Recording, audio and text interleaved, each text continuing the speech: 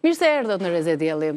Do doja vëmendjen tuaj sepse sot ndihem dhe vetë shumë emocionuar për intervistën që do të realizoj me një artist që nuk ka kërcyer vetëm në sken, por edhe mbi dhimbje, mbi sakrifica dhe mbi shumë kujtime që ende sot koha nuk i ka fshirë. Ai është pa diskutim një nga emrat më të rëndësishëm në historinë e trupës baletit të teatrit kombëtar të operës dhe baletit, shumë i dashur për publiku, shumë i dashur për brezat e rinj, të cilët ka patur mundësi të marrin shumë përvojë nga ky mjeshtër. Publiku është emocionuar në shumë role të interpretuara prej tij në balete si Halili Dhahiria, Generali Ushtrisë së Vdekur, Shota dhe Azem Galica, Plaga e 10 e Gjergjele Salis, Lola, Cuca e Maleve, Para Stuhis e shumë të tjera. Por sot do të kemi kënaqësi të flasim, të bisedojmë dhe të njohim një anë tjetër botën shpirtërore, atë të derdhur në libra të artistit të mjeshtrit, profesor Llaqi Nako. Ai ka sjell 3 botime, një libër me poezi dhe mbi të gjitha është një njeri i mençur për të cilit ke çfarë të mësosh. Kënaqësi që jeni në Reze Dielli. Faleminderit shumë për kohën tuaj. 80 vite jetë. Çfarë emri do t'i vinit jetës tuaj? E ka vetë emrin jetë, po brenda saj, pastaj hapen shumë linja, mënyra se si është jetuar, çfarë është bërë, çfarë është arritur, çfarë është humbur, çfarë mbetet në pendes, dhe ka në gjë që më bën krenar. Ka? Shumë gjëra që t'ju bëjnë krenar dhe shumë gjëra që ju kanë mbetur peng në jetën tuaj pa bërë?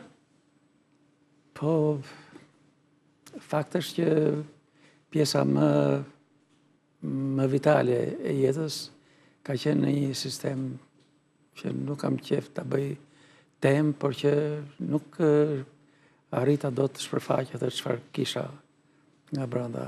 Mëtej pastaj në gjendjen e profesionit nuk arrita të bëj atë që duaj, sepse ky profesion është i lidhur shumë me moshën, t'jep shumë gjëra, po të merr kryesorën, të merr rinin. Si përgjigjet trupi juaj atij ngacmimit të brendshëm?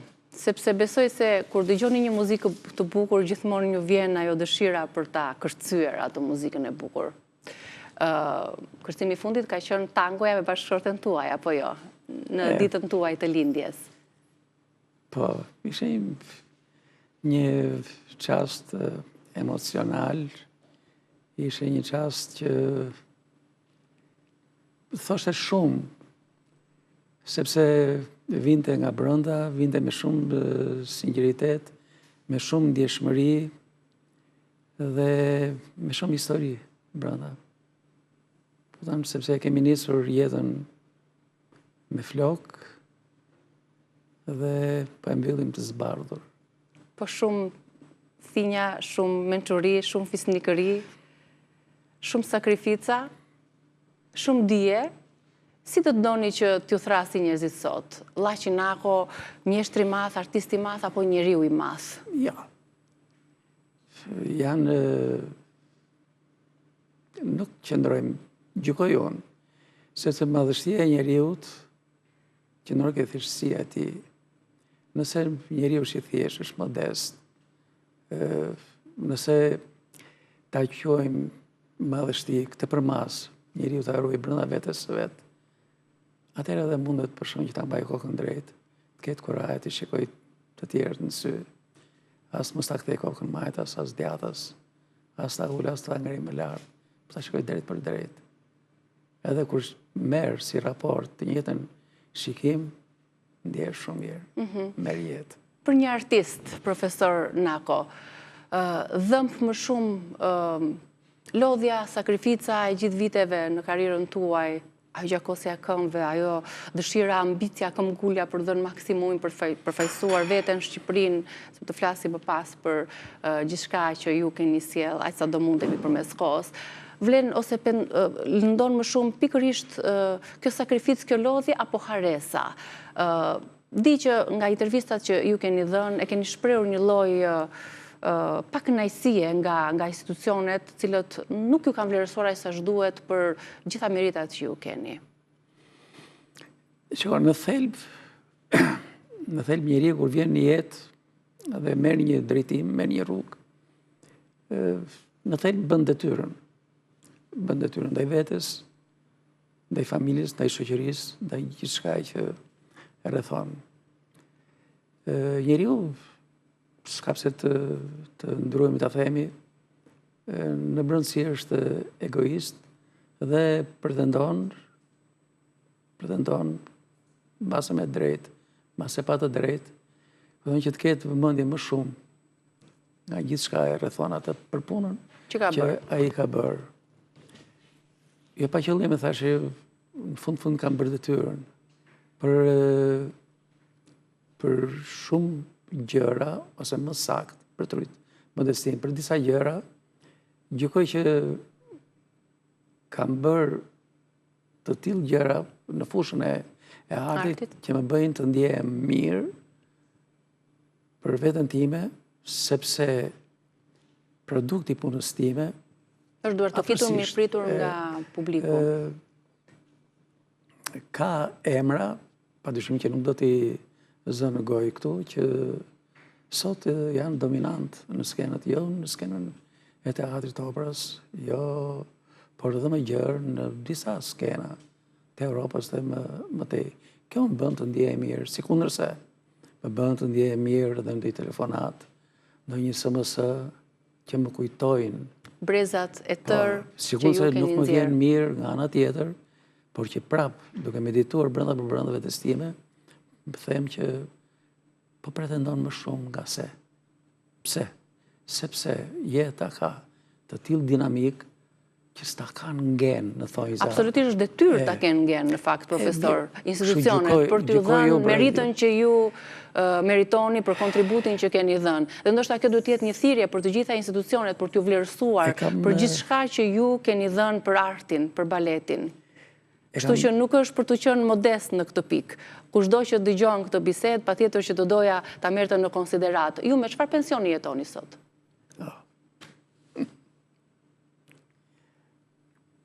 Më hap një temë që po duhet folur. Më dhemb.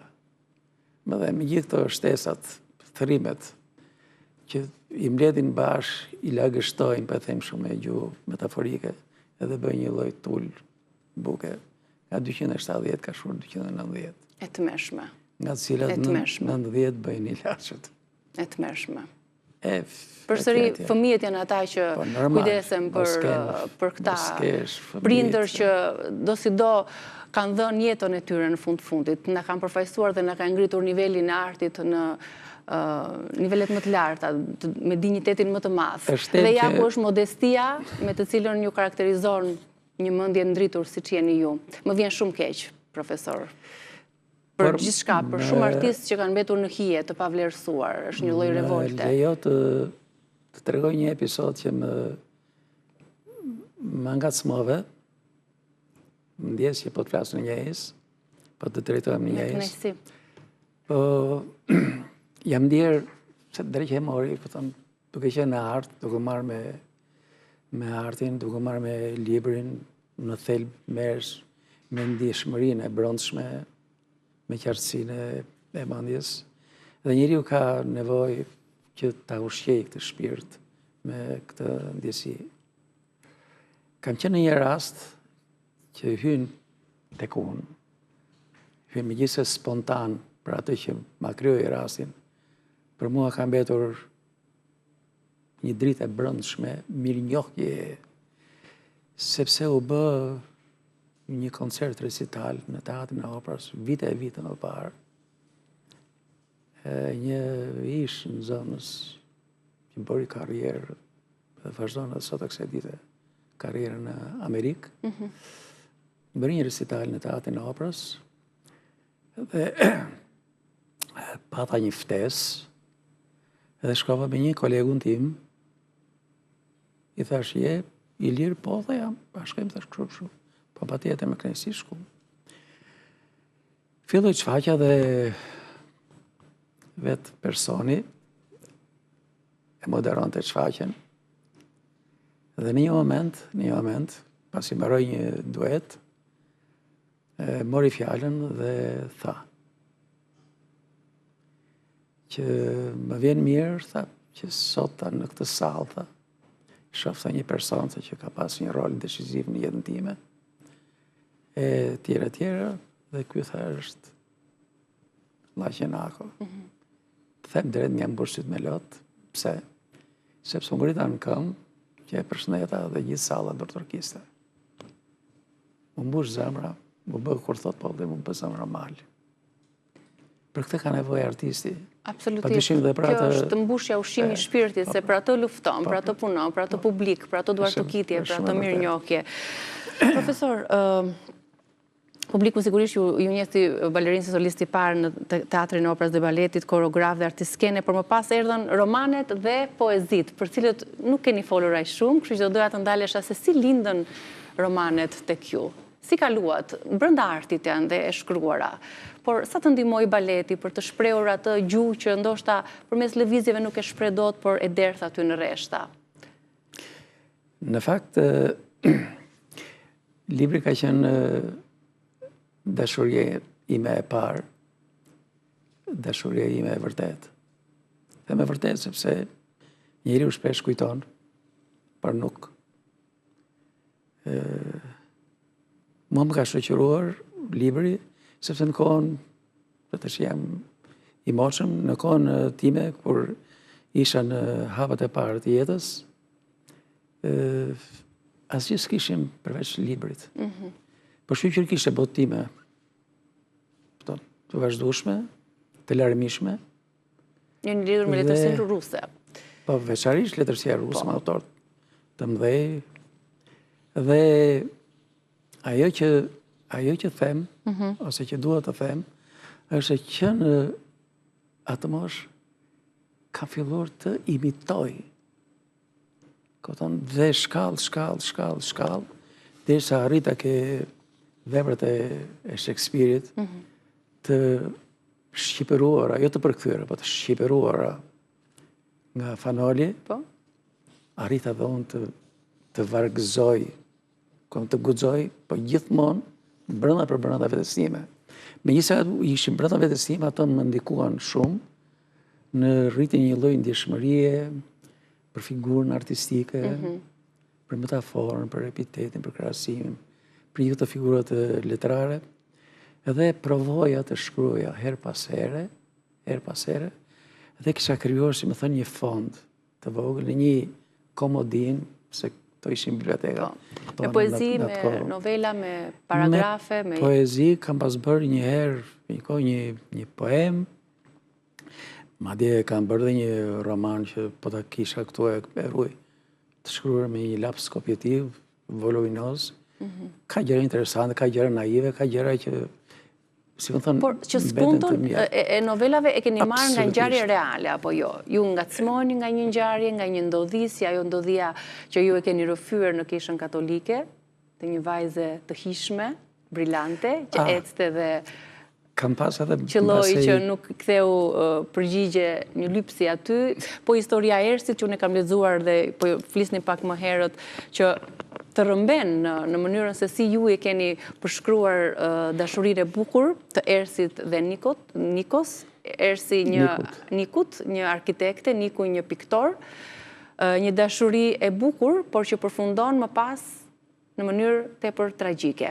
Është ngjyra e kuqe këtu brenda që e ngacmon Nikun, i cili nga artist piktor bëhet më pas drejtor dhe më pas ministër i kulturës, që lë pak pas dore jetën në çift, po më pas si Ersi ritakon dashurinë e saj e parë, dashurinë e saj të parë.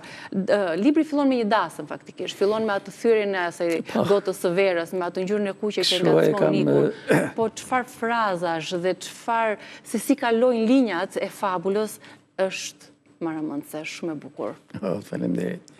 Po fakt kështu e ndërtova një marrëdhënie shoqërore, e cila në kohën për cilën po flasim dhe që është shkruar, ishte një marrëdhënie e paragjykuar, sepse të shifje për shembull një djalë dhe një vajzë, 20, 21, 22 vjeç, në marrëdhëniet e herë pas që i takoheshin, flisin, bizetonin, ulshin, pinin kafe etj. Ishte një marrëdhënie e paragjykuar, sepse nuk kishte një shkallë të tillë emancipimi në atë kohë. Dhe pikrisht në një mënyrë fare të rastësishme, por jo dhe aq. Niku i thotë Ersit që neve thotë njihemi mirë tash, po s'ka pse këtë marrëdhënie mos e kalojmë në një plan tjetër dhe i propozoi për fejesë martesë dhe ajo ra dakord më njëherë sepse ajo e njofti e bëri. Po Niku ishte një djalosh që ishte shumë i preferuar nga vajzat dhe ai pretendonte që vajza që do të flinte të ishte e virgjër, por që nuk ndodhi kështu. Aty do të dalë që e thatë vetë që romani vërtohet në ditën e dasmës, edhe gjithë shka pasaj sjellohet nëpërmjet digresionit, nëpërmjet narrativave të kthimit pas në kohë kur personazhet shfaqen vetveten. Dhe ajo e kuqe që Niku e donte në natën e parë të martesës, por që u zhgënjye, dhe në një monolog të brendshëm, revolte e pashprehur, kupton që ai me natyrën e vet, me karakterin e vet, donte ta ndante direkt pa u gdhir dita, pa zbardhur dita, mi pa gjithsesi i thirrje mëndzë tha, po të gjithë të tjerët që më njohin për vitesh, do të thonë pse për sot e le. Askush s'e besonte. Dhe ky e mori turpin në thonjza mbi vete, kupton, dhe e mbajti. Nga ana tjetër është Ersi me histori tjetër të... Me histori tjetër, por që ajo ishte vajzë e pasur, vajzë me karakter dhe në jetë nuk ndodhin gjithmonë gjërat vinë në një linjë të ashtu që do t'i ka përplasje, ka zhgënjime, por ka dhe qëndrime të cilat të çojnë në rrugën e personalitetit, në rrugën e integritetit tënd, moral, shpirtëror. Si shvetosi Ersi të largoheshe nga shtëpia, ti tregonte vendin Nikut që për hir të këtij detaji, ai arriti ta shprehte her pas here revoltën e tij, lënjes pas dore, neglizhencën, edhe pse ky ishte arkitekte shumë e zonja, por rinte pa punë dhe nuk kërkonte se kishte dinjitet. E mbajti si skllave. Po, shumë e bukur, por i thash profesorit, pse i ke dhënë një fund tragjik, përsëri me ngjyrën e kuqe të gjakut për atë çka ndodhi pikërisht në atë vend ku nisi edhe takimi i Ersit me dashurinë e parë. Po është shumë intriguese dhe mund ta gjejnë kudo në çdo librari. Është ke Adrioni. Te Adrioni. Është një histori fantastike. Flasim pak për dashurinë, sepse atë e gjejmë në rreshta kudo tek librat tuaj. Në kohën tuaj ajo dukej më e qetë, më e duruar, më sakrifikuese. Ndërkohë sot çfarë i mungon dashurisë, profesor Nako? Njerëzit sot i ndrojnë shumë shpejt partnerët, njerëzit sot dashurojnë, ose nuk dinë ose nuk kanë frikë të dashurojnë ndoshta sot? Si është e dashuria? S'ka të bëj as me mungesën e dijes, s'ka të bëj as me frikën, ka të bëj me shpirtin. Dashuria është shumë e thellë. Ne themi, nuk di pse, ka ngelur që ai ose ajo ra në dashuri. Termi ra do të thotë që i rrëzuar, dashuria të ngre. Të ngre, njeriu shpesh kujton, e thash jo pa qëllim, çfarë kujton se ka dashur. Jo, ai ka respektuar, ka pas një marrëdhënie të përditshme, me gjuhë të përbashkët, me mirëkuptim, por që të duash, do të thotë që të depërtosh në galeritë e brendshme të shpirtit, të cilat dhe ato nuk janë asnjëherë të njëtrajtshme. Dhe ato kanë luhatët e veta, kanë ndezhat e veta, kanë ftofjet, kanë hirin e vet. Sepse si çdo gjë dashuria lind, zhvillohet, edhe vdes. Por sot, për fat keq, me aq sa shoh shpirti është tharë. Termi dashuri lidhet me termin interes, me termin e marrëdhënies seksuale, është shumë sipërfaqësore, është shumë larg edhe botë kuptimit, shpirtit. Jo, nuk i qasë. Fal edhe profesionit tuaj, si balerin, kontakti me vajza, daljet jashtë, me radhë. Çfarë ka mbajtur gjallë, fort, dashurin tuaj me bashkëshorten tuaj ekonomiste? Sa e ka kuptuar ajo profesionin tuaj dhe si ka arritur që kjo dashuri të jetë e zjarrt edhe në ditët e sotme, se u kam parë teksa kërceni tango me zonjën tuaj, dukeni të dashuruar si ditën e parë? Si ditën e parë, s'pu ta themi, pa çka se ajo edhe teksa e dëgjon tash për shumë do thotë, o apo ky më nxori bojën. Jo, përkundër, unë e ngjyros në vlerën e vet. Pse? Sepse ajo vërtet nuk ka qenë artiste në një profil të caktuar të artit, por ka qenë artiste në shpirt. Pse? Mbështetje që ajo i ka dhënë familjes, që burri me art, vajza me art piktore, djali me art, koreograf, këtë pa mbështetjen e saj, do ishim të gjymtuar në formim të përgjithshëm. Ai ka dhënë shumë. Edhe vazhdon të japë edhe sot e kësaj dite. Bukur. Albi dhe Alba Nako, të dy emrat të ngjashëm, ngjyrin mashkullore dhe ngjyrin femërore. Albi Nako, një koreograf balerin shumë i suksesshëm, një karrierë brillante. Shpresoj, është vazhdimi i ëndrrës tuaj, Albi?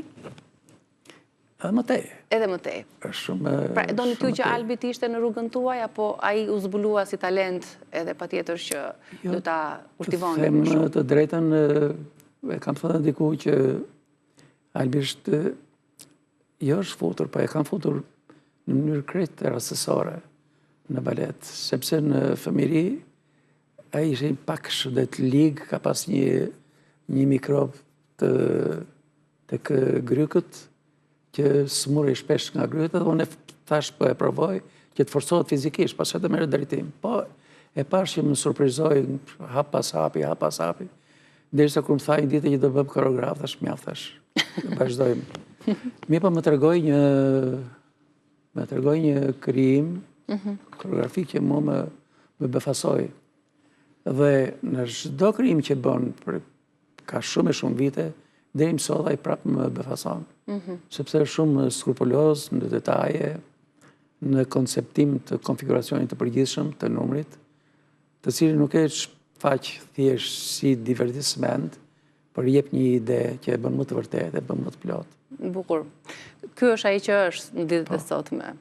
Është shumë e bukur kjo marrëdhënia që ju keni me Albin, jo vetëm si baba, po edhe si profesori i tij, si mjeshtër që mësoni dhe... Jemi si shok, jemi si koleg, që japim e marrim, me jetin dhe mirë kuptohemi, dhe kur je në një profesion, shkalla e mirë kuptimit bëhet me e gjerë, bëhet me e plotë. Me vajzën, me Albën, edhe ajo piktore apo jo, do doja që fillimisht të ndiqnim, të shihnim së bashku me profesor Nakon një portret. Një autoportret të vajzës tuaj, që fsheh një ngjarje që e kalon personale, një histori e cila ngjason me atë të shumë shqiptarëve të emigracionit. Si është, kush e ka këtu? Domethënë, si ka ardhur kjo pikturë dhe çfarë përfaqëson për ju? Vajza si të gjithë bashkëbashkëtarët e veta, mori rrugët përtej, sepse ishte periudha e ndrimit sistemit, kur njeri ishte në kërkim të vetvetes, edhe kuptohet që brenda për brenda Shqipërisë kishte një trysni të tillë që askush nuk shifte dritë përtej derës shtëpisë. Dhe mori rrugën bashkë me të dashurin e saj për të emigruar. Kuptohet që si shumë shqiptarë tjerë jetojnë një periudhë në një situatë shumë të vështirë, ekonomike, dhe më dha 4 javë rresht mbas punimit të këtij autoportreti, cilin e bëri me shumë ndjenjë, me një akumulim shumë të madh të brendshëm, edhe për situatën në cilën ajo jetonte në atë kohë. Dhe e nxorin në treg, kanë qenë në Bolonjë. Edhe pa kornizë, ku ta vetëm në telaje dhe të rojë vëmendje dhe afroi një grua disi e moshuar që gjë e parë kujtoi Mona Lisën, i të rojë vëmendjen në portreti. E tha, e shet? Tha, po, tha, e shet, për atë kam dalë. Tha, po sa e shet? Atë ko ka qenë lireta, nuk e di, nuk e mbaj mend shumë çka ka kërkuar, po ajo u befasua, tha, si ishe mundur, dhe më kaq lirë. E tha, ku keni marruar? Tha, në Rom, Milano, këto. Jo, tha, kam marruar Akademinë e Arteve, Institutin e Lartë të Arteve në Tiranë. Në Tiranë? Ku bie Tirana? Tha, në Shqipëri. Ta ju një shqiptare, tha? Po, tha, e shqiptare. Ndejto me ndohë, tha, ma im një 10.000 lireta? Edhe vajza u revoltua. Tha, ju doni të blini identitetin tim? Ta më këshes, tha. Edhe është kjo rrethan që ai autoportret sot është në shtëpinë time. Në shtëpi. Ndërsa Alba është në Amerikë, apo jo? Është në Amerikë, është në New Jersey, ka 30 ca vjetë që jeton atje, është pedagogë në një akademi të për pikturë, për arte, më fjallë, siç është këtu Akademia Arteve për arte pamore. Ndërsa ajo ka dëshiruar që t'ju përcjell një mesazh sot. Kështu që le ta ndjekim bashkë. Ua, çfarë surprize. Bab, jam kaq krenare për ty që të shikoj sot këtu të nderuar dhe mbi të gjitha shpresoj që për ata që të njohin nga afër, ky vlerësim nuk bëhet për ty vetëm si shkrimtar, por bëhet për ty si një artist i vërtet që ke edukuar brezat të tërë, ke frymëzuar brezat të tërë duke përfshirë dhe ne fëmijët e tu. Por sot unë dua të të falenderoj si bia jote. Ti nuk e qenë vetëm babai im, ke qenë mentori, shoku, miku dhe njeri me cilin nuk kam darë disa nga bisedat më të rëndësishme të jetës. Që kur isha adoleshente, bisedat tona për jetën, njerëzit, artin, shkencën, muzikën, ti një erudit i vërtet, frymëzues, nëpërmjet këtyre bisedave më ke ndihmuar që të njoh më mirë botën, por edhe veten. Disa nga historitë më të bukura që kam dëgjuar, ndonjëherë kanë qenë pikërisht tregimet që kam dëgjuar nga ty. Por përmes këtyre tregimeve unë kam ftuar në kohë, kam parë vende, kam njohur njerëz, kam parë një Shqipëri që nuk e lexon në librat e historisë. Dhe ndoshta pikërisht për këtë arsye shpresoj që një ditë ti do t'i hedhësh këto kujtime në letër. Baba, unë të falenderoj nga zemra për gjithçka që ke ndarë me botën, për të gjitha që ke ndarë me ne, për dedikimin, pasionin, shembullin që je. Të jam mirënjohëse. Jam shumë krenare për ty dhe unë të uroj jetë të gjatë, shëndet, lumturi deri në fund, kur mos ndalo së krijuari, kur mos ndalo së frymëzuari. Të puth me dashuri, me respekt, gjithmonë vajza jote. Alba, e bukur. Më prek. Emocionuat. Më prek. Çfarë ju ka mësuar vajza juaj Alba për ju si baba? Ndodh që kur fëmijët rriten dhe largohen, prindrit ndjen më të vetmuar. Jo, unë se kam ndjerë vetmin, sepse unë kam shkuar shpesh, edhe Alba ka ardhur shpesh, po thjesht çdo vit ne takohemi, bëhemi dhe unë edhe Albin, këtë sado që ato janë në këtë moshë, ato kanë fëmijët e rritur tash. Unë i shoh edhe si fëmijë, po i shoh edhe si shok, edhe si shoqe në krah. Ndjem mirë sepse gjithë sakrificat që kemi bërë në jetë për të rritur këta fëmijë nuk e kanë shkuar dëm. Dhe kjo na bën që të ndjehemi jo thjesht mirë, por të ndjehemi edhe krenar, ta mbajmë kokën lart. Në kuptimin e gjerë të fjalës. Arritja më e madhe për një prind është të shikojë fëmijët të jenë mirë të realizuar. Libra mund të shkruash, mund të bësh, por të bësh fëmijë të profesioni më i vështirë është ti je prind. Absolutisht. Ndërkohë, le të shkëputemi për pak publicitet, me të njëjtat emocione do të rikthehemi përsëri në bisedë me profesor Nahon.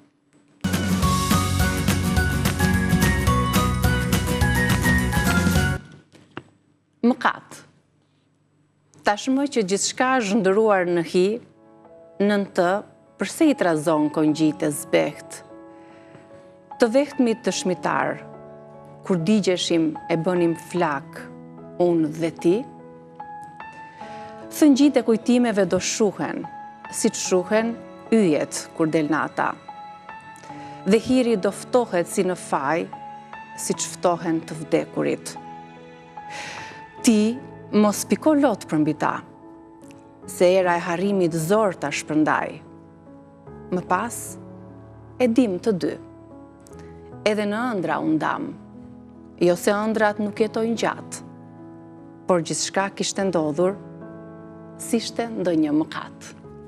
Një nga poezitë e përzgjedhura të librit Kur bulëzojnë sythat, për cilën studiuesja e letërsisë Klara Kodra ka cilësuar si një prurje me vlerë në letërsinë shqipe, të gjitha poezitë tuaja.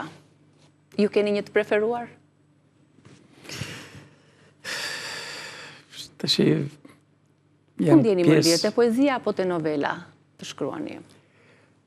Tash ideja është që pavarësisht se kanë dalë, si më thënë, në treg, unë përgjithsisht kam shkruar për vete, prandaj edhe kam guxuar t'i përdor të gjitha si gjini edhe novelin, edhe tregimin, edhe poezin, edhe romanin.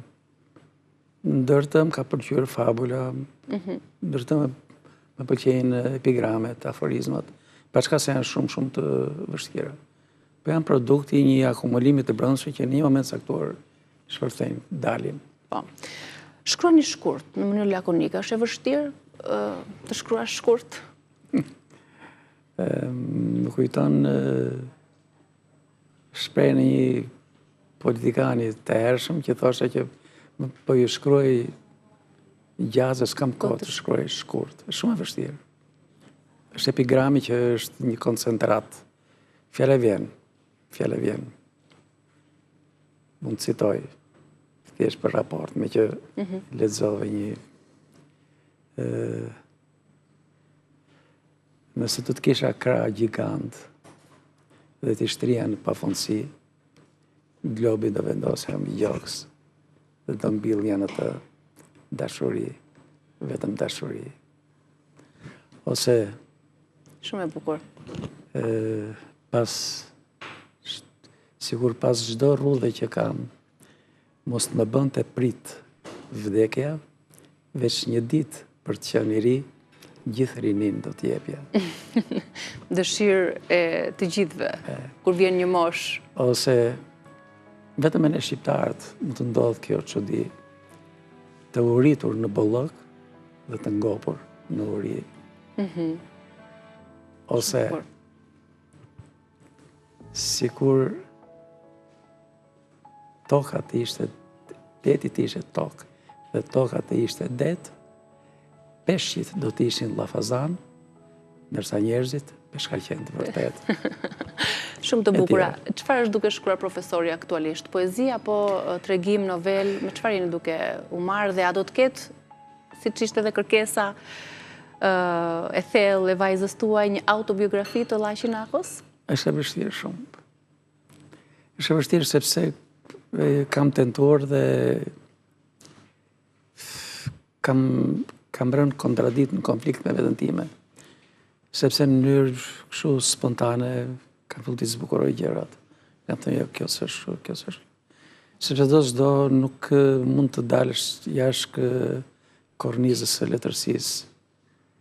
Sepse tash jo biografi, o monografi, nuk e di, jam në dilemë të thellë, nuk e di arri apo jo. Është vetëm një ngërsh që kam dhe nuk e di nëse do ja plotësoj këtë dëshirë vajzës. Shpresojmë që po. Inshallah. Edhe që herën tjetër, pse jo, ta promovojmë në i të ardhme, kur ju ta keni gati në studio. Nuk, inshallah. Të falenderoj shumë për bisedën. Nëse do jepi një mesazh për artistët e rinj, cili do të ishte ajo? Cili do të ishte mesazhi? Janë, nuk e di, po mesazhi më i plot, më i qartë është që nëse në thelb, në themel të qenies, të koshiencës, të subkoshiencës njeriut, është dashuria, nuk do thoja që duheni jetën, duheni profesionin, përkushtojeni profesionit. Sepse duke përkushtuar profesionit, hapet rrezë e dritës për jetën tuaj, për gjithçka jepni dhe për gjithçka merrni. Atëherë do të jeni të plotësuar. Dhe padyshim leximi që do të ishte ushqimi i shpirtit.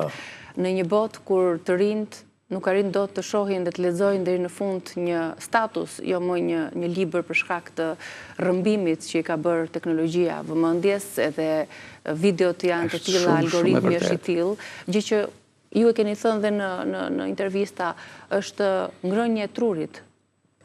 E avashtë. Është vërtet. Është një lloj skleroze pa moshë. Pa moshën e duhur, se në moshën time mund të ketë sklerozë. Po fillon ftofet, se kur ftofet interesi, ftofet gjithçka. Nuk ta jep inteligjencë artificiale kulturën. Ta jep në moment, kohëta dhe të vret ndjesinë e brendshme, të vret kujtesën, nuk mban mend gjë. Pse? Sepse nuk e ke fituar me mund, e ke marrë, ta kanë dhënë. Gatshëm. Është fast food për trurin. Këndër e hadhe edhe ambalazhi. Jo. A çdo gjë që fitohet me fëshërsi, jeton më gjatë. Edhe të shoqëron gjatë gjithë jetës. Absolutisht po. Shumë faleminderit për kohën, për bisedën. Mirënjohje për gjithçka keni dhënë, kontribuar për artin. Tashmë edhe në librat tuaj, arrim të shohim një copës shpirti, marë diku nga një ngjarje, një nxitje nga realiteti dhe më pas përpunohet aq bukur në laboratorin tuaj të dijes. Shumë suksese. Jam unë falenderues shumë dhe jush. Shumë. Faleminderit, profesor Llaqinako. Faleminderit dhe ju që na keni ndjekur. Kalofshi një ditë të bukur, shihemi nesër me Reze Dielli.